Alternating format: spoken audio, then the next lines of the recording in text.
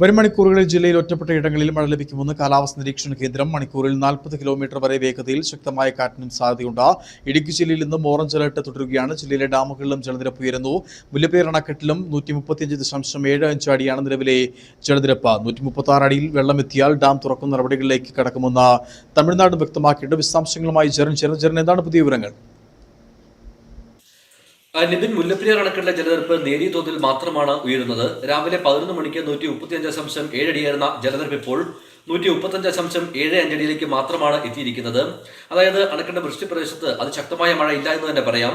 അണക്കെട്ടിലേക്ക് സെക്കൻഡിൽ 3800 കനടി വെള്ളം ഒഴുകിയെത്തുമ്പോൾ തമിഴ്നാട് സെക്കൻഡിൽ 2200 കനടി വെള്ളം ശരാശരി കൊണ്ടുപോകുന്നുണ്ട്. അതുകൊണ്ട് തന്നെ ഭീകരമായ ഒരു മഴ അണക്കെട്ടിന്റെ വൃഷ്ടിപ്രദേശത്തില്ല. എങ്കിൽ പോലും ജലനിരപ്പ് 136 അടിയിൽ എത്തിയാൽ ഷട്ടറുകൾ തുറക്കുമെന്ന് തമിഴ്നാട് മുന്നറിയിപ്പ് നൽകിയിട്ടുണ്ട്. അതുകൊണ്ട് തന്നെ കൃത്യമായ മുന്നറിയിപ്പുകളാണ് ജില്ലാ ഭരണകൂടം ഒരുക്കിയിരിക്കുന്നത്. വിവിധ പഞ്ചായത്തുകളിലായി, അതായത് തീരദേശ മേഖലയിലെ വിവിധ പഞ്ചായത്തുകളിലായി 800ഓളം കുടുംബങ്ങളെയാണ് മാറ്റിപ്പാർപ്പിക്കേണ്ടത്. 3200ഓളം ആളുകളെ മാറ്റിപ്പാർപ്പിക്കാനാണ് ജില്ലാ ഭരണകൂടം ഇപ്പോൾ തീരുമാനിച്ചിരിക്കുന്നത്. ഇവർക്ക് വേണ്ടി 20 ക്യാമ്പുകൾ സജ്ജമാക്കിയിട്ടുണ്ട്. ഒന്നുകിൽ ഇവർക്ക് ക്യാമ്പുകളിലേക്ക് മാറാം, അല്ലെങ്കിൽ സുരക്ഷിതമായ മറ്റു താവളങ്ങളിലേക്ക് ഇവർ മാറണമെന്നാണ് ജില്ലാ ഭരണകൂടം കൃത്യമായ മുന്നറിയിപ്പ് നൽകുന്നത്. ഷട്ടറുകൾ തുറന്ന്, അതായത് 136 അടി എത്തി ഷട്ടറുകൾ തുറക്കേണ്ട സാഹചര്യം ഉണ്ടായാൽ പോലും സെക്കൻഡിൽ 1500-ഉം 2000 കനടിക്ക് വെള്ളം മാത്രമേ ഷട്ടറുകൾ തുറന്ന് പുറത്തേക്ക് എടുക്കേണ്ട, ഇടുക്കി അണക്കെട്ടിലേക്ക് എടുക്കേണ്ട സാഹചര്യമുള്ളൂ. അത് പെരിയാർ തീരദേശ മേഖലയിൽ വലിയൊരു ആശങ്ക ഉണ്ടാക്കേണ്ട സാഹചര്യം നിലവിലില്ല. അതുകൊണ്ട് തന്നെ ആളുകൾ ജാഗ്രത പാലിക്കണമെന്ന് ജില്ലാ ഭരണകൂടം കൃത്യമായി തന്നെ മുന്നറിയിപ്പ് നൽകുന്നു.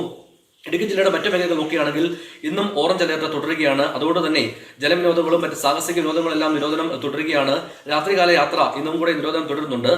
മറ്റ് കാര്യമായ മഴ കഴിഞ്ഞ 2 ദിവസങ്ങളെ അപേക്ഷിച്ച് ഇന്നലെ തെളിഞ്ഞ കാലാവസ്ഥയായിരുന്നു. എന്നാൽ അതിന് മുമ്പ് 2 ദിവസങ്ങളിൽ വലിയ ശക്തമായ കാറ്റും മഴയും പല മേഖലകളിലും ഉണ്ടായിരുന്നു. ഇന്നിപ്പോൾ അതിശക്തമായ മഴയും കാറ്റും ഒരിടത്തും റിപ്പോർട്ട് ചെയ്യപ്പെട്ടിട്ടില്ല. പ്രധാനമായും ഇവർ വിട്ടുനോക്കുന്നത് മുല്ലപ്പെരിയാറിലെ അണക്കെട്ടിലെ ജലനിരപ്പ് 136 എത്തി സ്പിൽവേ വഴി വെള്ളം പുറത്തേക്ക് ഒഴുക്കുമോ എന്നൊരു സ്ഥിതി വിശേഷം മാത്രമാണ് ഇന്ന് പ്രധാനമായും വിട്ടുനോക്കുന്നത്.